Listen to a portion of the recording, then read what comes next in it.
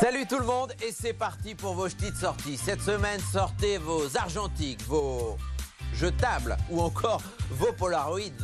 Mais surtout, gardez vos masques. Vous allez voir pourquoi dans un instant. L'invité de la semaine est un photographe lillois, Alexandre Dino. Salut Alexandre. Salut. Faire des grimaces avec un masque, c'est tout l'enjeu, le défi que vous lancez à vos modèles d'un jour, des passants que vous croisez dans la rue, avec votre projet Grimasque. Exactement, c'est l'idée toute simple qui m'est apparue, et faire des grimaces avec des masques. Où est-ce que vous allez pour faire ces clichés et comment réagissent les gens quand vous les approchez? Je réalise ça un peu n'importe où dans la rue. Là, j'ai fait une session sur mon marché à Quesnoy-sur-Dole. Les gens réagissent très très bien, figurez-vous. Ils sont très très contents et très volontaires de rigoler un peu avec ce petit bout de tissu qui nous pèse tant. Parce qu'on n'est plus tellement habitué à avoir des interactions avec des inconnus. C'est ça. Mais il y a des gens qui sont un peu interloqués, que je les interpelle comme ça. Mais au final, le concept s'explique très vite parce que c'est une idée toute simple. Eh bien, imaginons que je sois un inconnu dans la rue. Alors, comment vous abordez les gens? Qu'est-ce que vous leur dites? Je suis Alexandre Dino, j'ai un projet artistique qui consiste à faire des grimaces avec un masque. À partir du moment où je dis grimace avec un masque, ils comprennent le jeu de mots. Et ils rigolent tout de suite un petit peu, une petite étincelle dans les yeux qui brille. L'idée, c'est donc de faire grimacer vos sujets masqués, ce qui n'est pas forcément évident, hein, parce qu'on a juste le front, les yeux, les oreilles, les mains à la rigueur, mais on est privé de nos zygomatiques. C'est ça, on est privé de la bouche, et après, il y a plusieurs gens qui enlèvent le masque et qui tirent la langue quand même. Il y en a qui arrivent à faire bouger leurs oreilles. Non, ils tirent leurs oreilles, ils ouvrent leurs yeux, ils font des oreilles de lapin. On a tous fait des grimaces.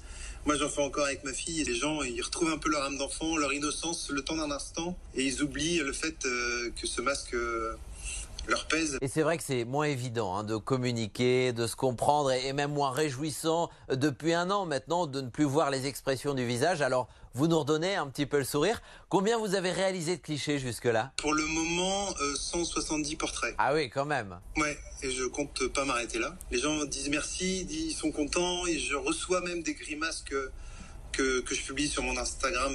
Ça fait vraiment plaisir, ça fait vraiment du bien. Alors on les voit à l'écran, ces photos, ces clichés en noir et blanc donc que vous avez réalisés. Je vous ai demandé d'en sélectionner 3 et le premier cliché que vous avez choisi, c'est une femme qui sortait de chez l'ophtalmo et qui se met à loucher.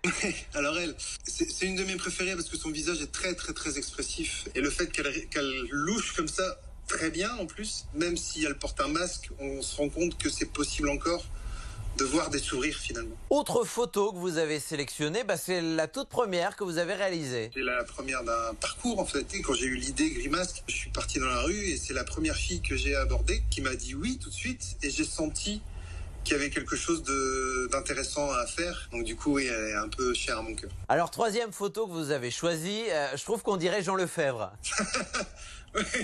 Oui, un petit peu, oui. Magique. Je rentrais d'une session Grimasque sur l'île. En marchant, j'ai vu ce monsieur, en noir et blanc, ça se voit pas, mais il avait une couleur, il avait une cravate verte. Et je me suis dit, il faut que je lui demande parce que sa cravate est absolument magique. Et il me dit, je suis pas très expressif. Et il me sort cette grimace un peu bizarre. Et j'ai trouvé ça formidable. Et ça me surprend toujours de voir l'imagination des gens. Les gens sont créatifs. Alors, quasi 200 clichés, vous m'avez dit, réalisés pour l'instant. Est-ce que vous comptez les exposer? Pas tous, mais oui. J'aimerais bien exposer dans les rues de Lille, dans des centres commerciaux, dans des écoles, dans des hôpitaux. Ça donne le sourire aux gens. Donc oui, j'aimerais bien que ça s'expose. Ouais. Affaire à suivre donc. Alors Alexandre, parlons un peu de vous. Vous rêviez, quand vous étiez plus petite, de faire du cinéma. Oui. Vous faisiez des petites vidéos avec une Super 8. Aujourd'hui, votre boulot, il vous demande de cadrer, de réaliser, de monter, de filmer. Donc on peut dire que c'est à peu près réussi. C'est un peu réussi, oui, tout à fait. J'ai un peu touché du doigt mon rêve d'enfant, qui était de tenir une caméra et de prendre des photos et d'avoir de l'image dans les yeux. Et je compte pas m'arrêter là. Et la photo est devenue essentielle pour vous. C'est le mot que vous employez et il est plutôt bien choisi au vu de la situation. Une expression spontanée, vive, rapide, impulsive, une prise de vue de l'instant.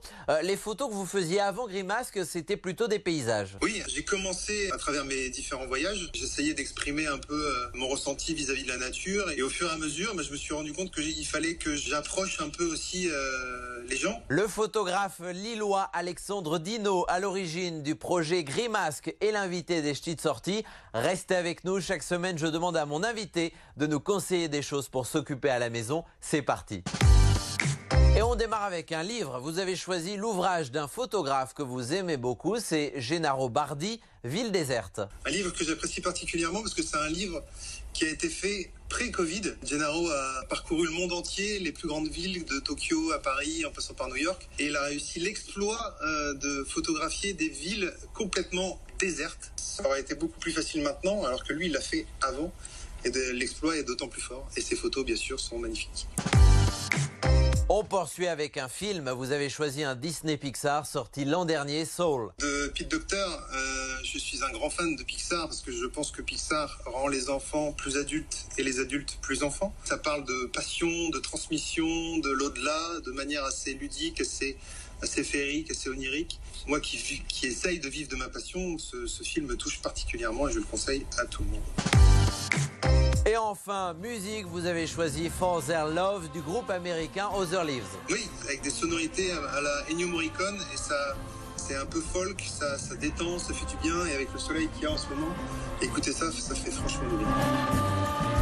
Allez, à présent, mettons le nez dehors avec un tout nouveau parcours Acrobranche en cours d'installation dans la forêt de Crécy. C'est à proximité de Berck. Bonjour Cyril. Bonjour. Alors, on ne sait pas vraiment quand est-ce qu'on pourra en profiter, mais vous me le confirmez, la construction avance et tout sera bientôt prêt. Oui, exactement. Là, on est en plein travaux. D'ici une bonne quinzaine de jours, l'équipe qui installe devrait finir. Alors concrètement, sur place, qu'est-ce qui nous attend? Quel type de parcours vous mettez en place? On fait pas un gros parc pour commencer. On va voir comment ça fonctionne.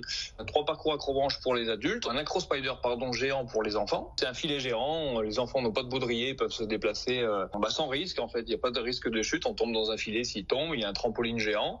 On va mettre des petites activités annexes aussi. Un archery game, donc c'est un espèce de ballot prisonnier avec des arcs et des flèches avec des embouts en mousse, des 5 contre 5, et un peu de location de VTT électrique pour pouvoir découvrir la superbe forêt dans laquelle on est. L'idée de ce tout nouveau parcours, Cyril, elle est venue de qui? C'est quoi l'idée de départ? Je suis tombé sur un appel d'offres l'année dernière. Pendant le premier confinement, en fait, j'ai déjà une société qui est fermée aujourd'hui. Je suis dans le sport, donc du coup, pour diversifier un petit peu l'offre et penser à autre chose, j'ai répondu à l'appel d'offres. On a été accepté. Eh ben, je vous souhaite de réussir. Merci beaucoup, Cyril, et à bientôt. Merci. Allez, on retrouve une dernière fois l'invité de la semaine dans les ch'tis de sortie, le photographe lillois Alexandre Dino, à l'origine du projet Grimasque. Les clichés, on peut les retrouver sur vos réseaux sociaux? Oui, alors vous pouvez retrouver Grimasque sur le compte Instagram du projet qui s'appelle projet.grimasque. Je réponds à tous les messages. Envoyez-moi votre Grimasque. Ce sera fait, promis. Alors Alexandre, je demande à chaque fois à mon invité ce qu'il écrirait sur une carte postale de confiné. Que dans chaque crise, il y a une opportunité qui se cache et que la joie n'a pas de frontières et elle se répand aussi vite qu'un virus. Donc soyons joyeux. Soyons joyeux. Merci beaucoup Alexandre et à bientôt. Merci à vous. À la semaine prochaine tout le monde. D'ici là, prenez soin de vous et puis on s'appelle de toute façon et on se dit quoi?